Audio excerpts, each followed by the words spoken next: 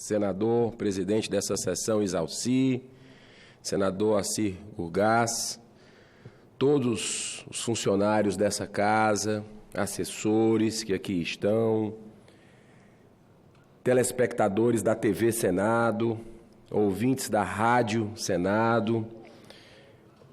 Um dia muito especial hoje, dia 4 de outubro, é um dia que é dedicado à celebração de São Francisco de Assis, um dos maiores pacifistas, humanistas que tivemos aqui na Terra, que nos inspira até hoje e, particularmente, eu tenho convicção de que, com seu amor, com a sua caridade, levando a mensagem do perdão que liberta, guia os destinos da Terra a partir do mundo espiritual. Eu subo essa tribuna hoje para falar sobre um assunto que nós teremos na próxima semana. Eu estou aqui com o Jornal do Senado, o jornal de hoje, para Davi, o presidente da casa. Trechos de nova lei eleitoral podem valer em 2020. Uma interpretação do presidente que a gente tem que respeitar. Existe controvérsia sobre esse assunto, mas é bom que esteja surgindo essa opinião diferente, porque isso nos alerta para mais um embate importante para a transparência de partidos políticos, de regras eleitorais, que o povo brasileiro tanto quer de forma legítima, para a próxima semana, onde serão analisados esses vetos presidenciais sobre essa lei que, particularmente, eu considero uma aberração nos tempos que a gente vive, em busca pela verdade, em busca da ética, de transparência. O que a Câmara dos Deputados fez um dia depois que o Senado Federal rejeitou todo aquele projeto absurdo, a Câmara desfez tudo, colocou novamente alguns dispositivos, digamos, imorais, e o presidente vetou alguns, ainda bem, mas deixou ainda outros que permitem, por exemplo, que os partidos paguem advogados com o dinheiro do contribuinte para defender acusados de corrupção do próprio partido. Ou seja, onde é que nós estamos? Será que o pessoal não entendeu ainda que há 5 anos o Brasil passa por um momento de limpeza, por um momento de resgate de valores e princípios morais, inclusive e principalmente na política brasileira? Pois isso vai ser decidido na próxima semana, numa sessão do Congresso Nacional. E fique de olho, você brasileiro que está cada vez mais gostando de política. Eu estou vendo aqui visitantes nas galerias aqui, praticamente lotando as galerias aqui do Senado Federal. A casa é de vocês. Eu vejo que vocês têm um crachá. Eu não sei se pertencem a uma instituição ou se estão visitando diferentes grupos. Pertencem a uma instituição. Qual instituição? Santa Catarina, do estado de Santa Catarina. É uma universidade? Uma universidade de Santa Catarina, do extremo sul catarinense. Sejam bem-vindos. E é bom é muito bom receber vocês aqui. Eu estava falando, na hora que vocês estavam chegando, que graças a Deus o povo brasileiro está cada vez mais gostando de política. Porque não tem outro jeito. Platão, 350 anos antes de Cristo, dizia o seguinte: o destino das pessoas boas e justas que não gostam de política é serem governadas por pessoas nem tão boas e nem tão justas que gostam de política. Então o povo brasileiro está gostando de política. Teve lá na minha terra, eu sou do Ceará. Não sei se vocês conhecem. O Ceará, a senhora ali está dizendo que já teve lá. O Ceará foi feita uma pesquisa no ano passado, durante a Copa do Mundo de 2018, e os cearenses estavam mais interessados na eleição de outubro do ano passado do que na própria Copa do Mundo. Olha que fato inédito, que coisa fantástica. Nós que somos o país do futebol. Então está se rompendo um paradigma. E a Operação Lava Jato é fator preponderante para que o brasileiro esteja hoje despertado para a política. Eu sou exemplo de alguém que nunca tinha disputado nada, nem para ser síndico de prédio. E hoje estou aqui representando o meu estado, meu povo, no Senado Federal, inspirado por uma força-tarefa da Lava Jato, que são brasileiros, que a gente tem uma dívida eterna de gratidão, pela coragem, pela ousadia. Não é pelos 13 bi, vou repetir, não é pelos 13 bilhões de reais que foram recuperados com a operação, não. E a gente sabe que é só a ponta do iceberg. Tem muito mais dinheiro para ser recuperado, se a justiça continuar sendo para todos.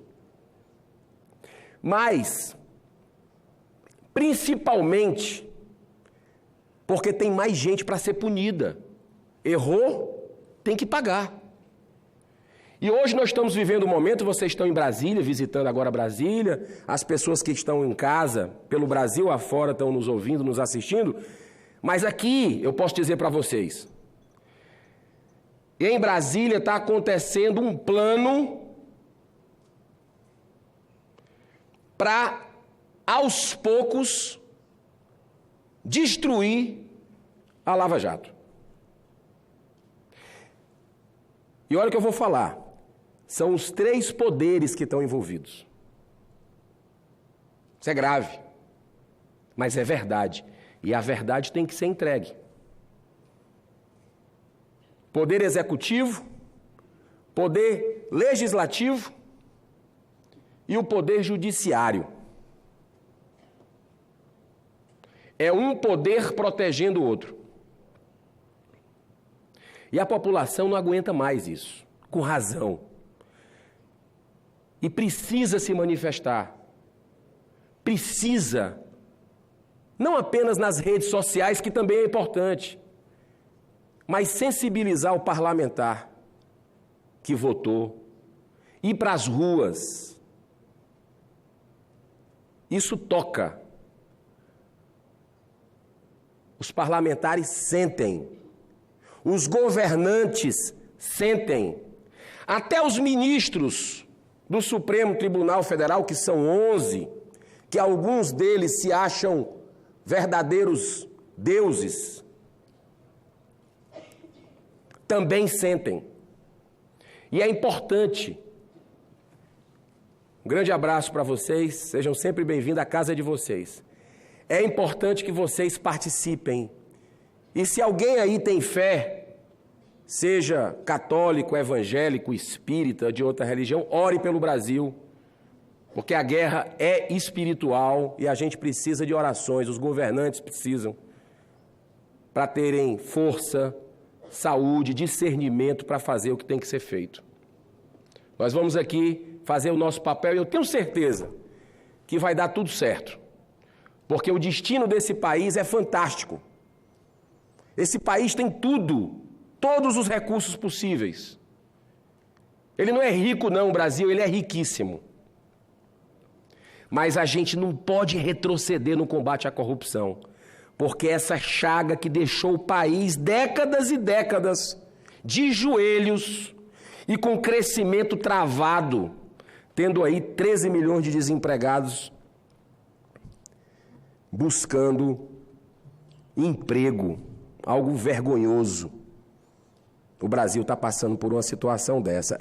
É importante a reforma da Previdência? É necessária. É importante a reforma tributária? É necessária. Mas a principal reforma que não pode ser adiada no Brasil mais é a reforma ética, a reforma moral, porque tudo vai desembocar no judiciário. Tudo. E não tem um poder que deva ser superior ao outro. Eles são iguais. E o Senado Federal, ele tem esse papel que ele está fugindo por enquanto, de investigar o judiciário quando se tem fatos determinados. E nós temos aos montes fatos determinados para investigar alguns dos ministros.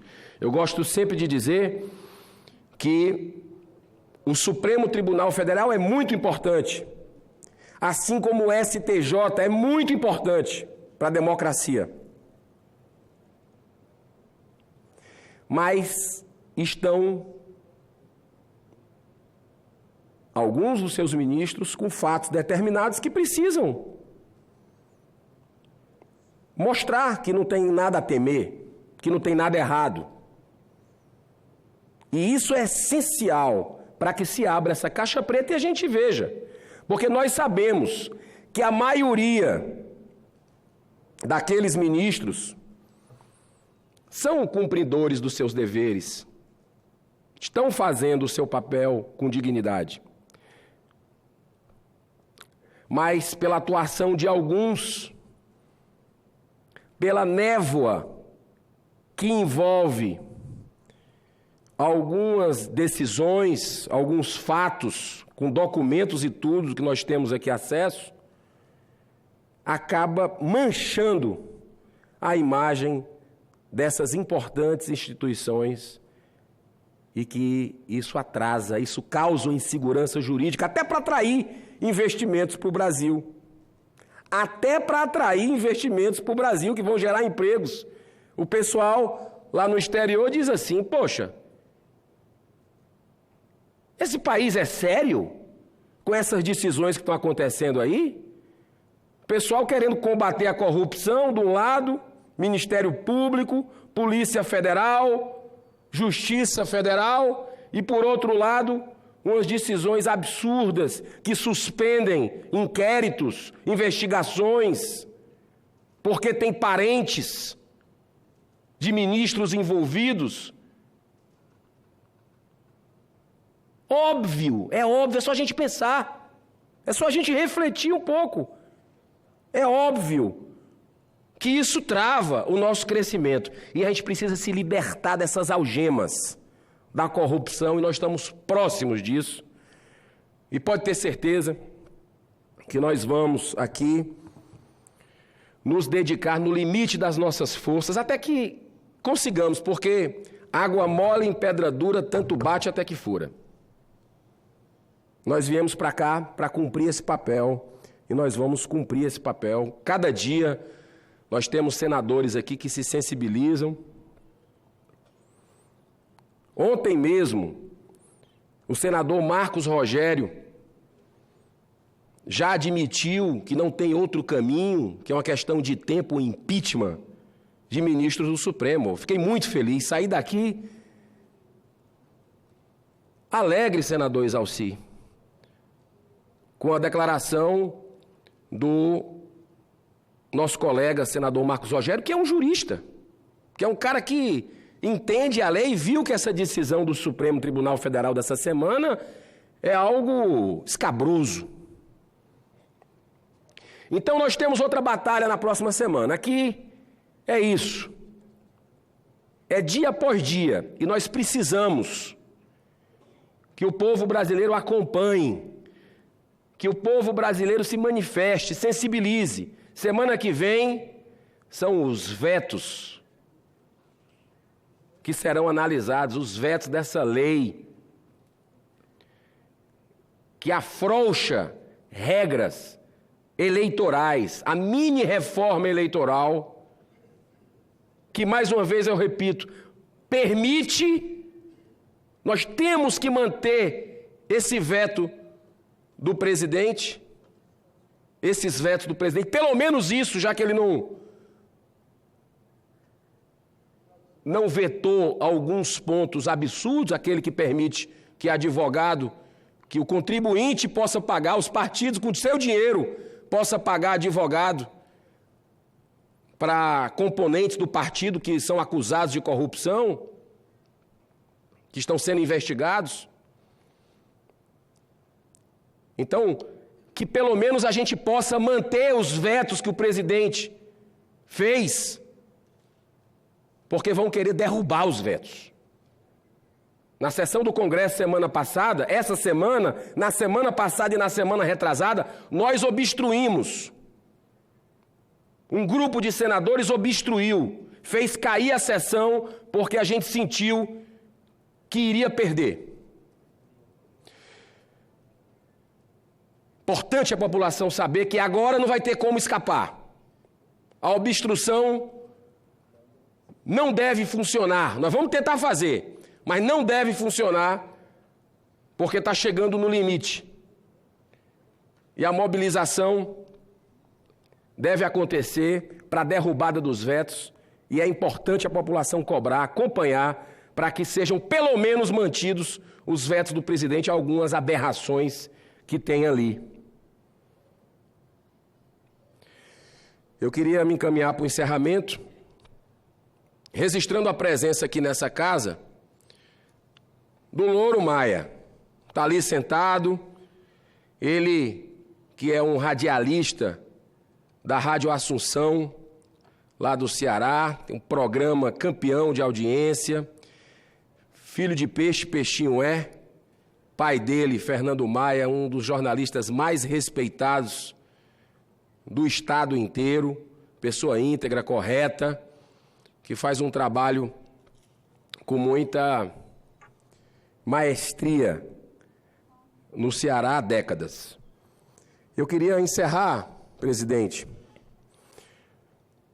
convocando a população do Ceará para a Marcha pela Vida contra o Aborto, um evento que acontece há 11 anos e que amanhã, às 16 horas, está chegando para levar luz a esse assunto importante, que é a defesa da vida desde a concepção. Não é só a vida do bebê que é destruída, o que já é muita coisa, mas não é só a vida do bebê que é destruída com o aborto. A saúde da mulher, segundo a ciência e estatísticas sociais do Brasil e do mundo inteiro, já comprovam que a saúde da mulher fica comprometida emocional, psicológica e até fisicamente.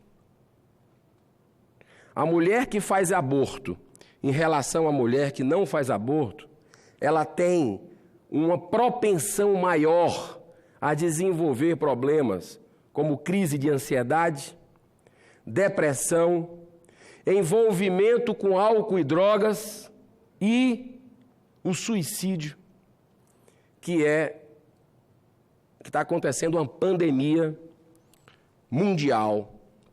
Então é bom que a gente faça campanhas como essa, movimentos de rua, de esclarecimento, e vai ser um evento muito bonito. Os cearenses, eles estão convidados amanhã, a partir de 16 horas, ali em frente ao Ideal Clube, na praia de Iracema, concentração naquele local, e vai sair caminhando pela beira-mar até a praça ali dos Estressados. É mais ou menos 1,5 km, 2 km de caminhada. É um evento muito bonito que reúne famílias, e todos estão convidados a participar desse evento que acontece no estado do Ceará. Para encerrar, presidente, eu quero homenagear o grande pacifista humanista Francisco de Assis, que tem esse dia dedicado a ele. E eu queria, nesse 4 de outubro, fazer aqui a oração de São Francisco dessa tribuna, ter essa honra, essa alegria, essa bênção. Eu sempre faço essa oração, senador Exalci, com a minha família, no domingo. A gente se reúne, eu, minha esposa, meus filhos, e a gente há muitos anos faz isso, mais de 10 anos, e é impressionante como estabeleceu uma paz lá em casa. O Evangelho no Lar, que nós chamamos, inclusive o Chico Xavier recomendava que todos fizessem, independente da religião, seja católico, evangélico, espírita, de outros ali, que fizesse o Evangelho no lar. Não necessariamente precisa ser o Evangelho segundo o Espiritismo. Pode ser com a Bíblia. Você reúne a família num horário certo, uma vez por semana, num horário cravado. Você marca, mas tem que ter disciplina. Abre a Bíblia, o Evangelho com a família. A gente começa com a oração de São Francisco, que é bem curtinha, eu vou ler aqui, mas a gente coloca no YouTube e tem lá uma versão cantada que é sensacional. E a gente canta juntos, a família toda. E depois nós abrimos o Evangelho e lemos um trecho pequeno. E interpretamos o que é que cada um compreendeu. Não dura mais do que 20 minutos, 30 minutos no máximo. E é impressionante como blinda a casa. É impressionante como se estabelece uma harmonia no lar, uma proteção transcendental. Sou testemunha disso. A nossa vida se transformou a partir desse ato simples, mas com muita fé, que nós fazemos em casa, e eu recomendo a todas as famílias, todas as pessoas que estejam nos ouvindo agora. Oração a São Francisco de Assis. Olha que coisa linda. E mais do que nunca atual. Senhor, fazei-me instrumento de vossa paz. Onde houver ódio, que eu leve o amor. Onde houver ofensa, que eu leve o perdão. Onde houver discórdia, que eu leve a união. Onde houver dúvidas, que eu leve a fé. Onde houver erros, que eu leve a verdade. Onde houver desespero, que eu leve a esperança. Onde houver tristeza, que eu leve a alegria. Onde houver trevas, que eu leve a luz. Mestre, fazei que eu procure mais consolar que ser consolado, mais compreender que ser compreendido, mais amar do que ser amado, pois é dando que se recebe, é perdoando que se é perdoado, e é morrendo que se vive para a vida eterna. Um abençoado final de semana a todos. Muito obrigado, presidente, pela sua paciência mais uma vez.